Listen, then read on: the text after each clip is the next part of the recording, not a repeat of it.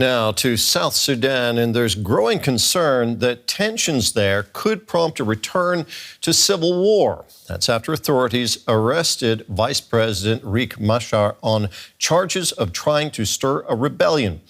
A peace deal reached in 2018 between South Sudan's President Salva Kiir and Machar appears to be unravelling.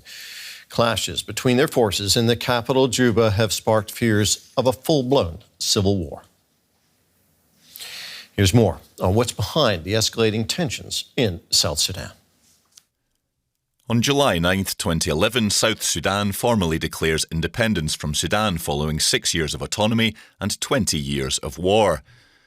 On December 6, 2013, Machar accuses Kiir of dictatorial behaviour. 10 days later, Kiir says his forces have thwarted an attempted coup by Machar, who denies the claim.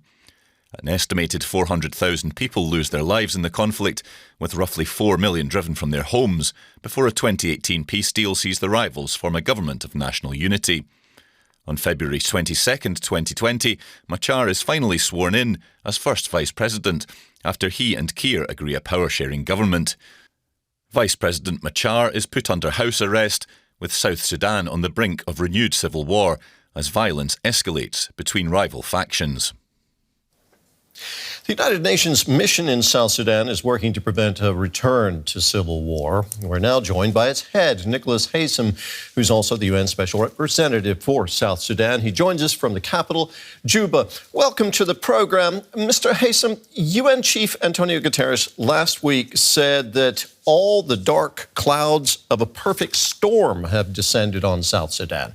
Help us unpack that, starting with the arrest of Vice President Riek Machar. How did that happen? What led to it? Well, I think commentators for some time have pointed to a deficit of trust between the two leaders.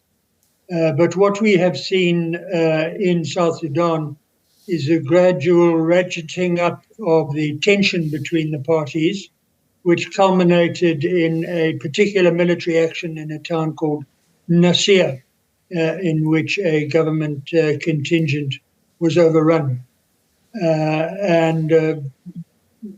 For fullness sake, just to share that the UN itself had one of its crew members involved in an extraction also shot dead.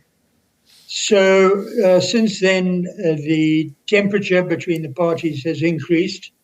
There have been a number of the opposition leaders, and particularly their military commanders, who've been arrested. The international community has largely been in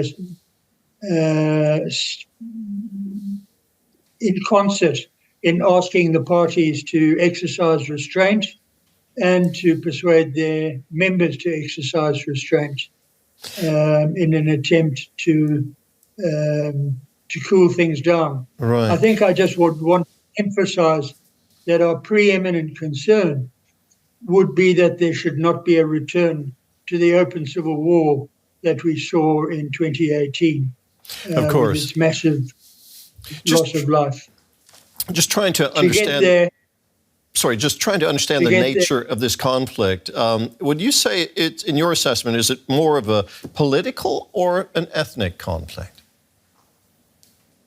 Well, I think in South Sudan, what commences as a political conflict turns quite rapidly into an ethnic conflict.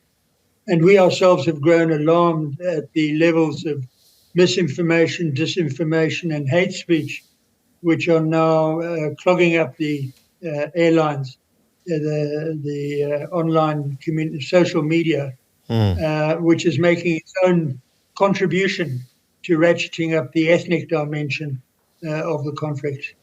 You're in South Sudan's capital, Juba. Can you tell us what the situation is like there right now?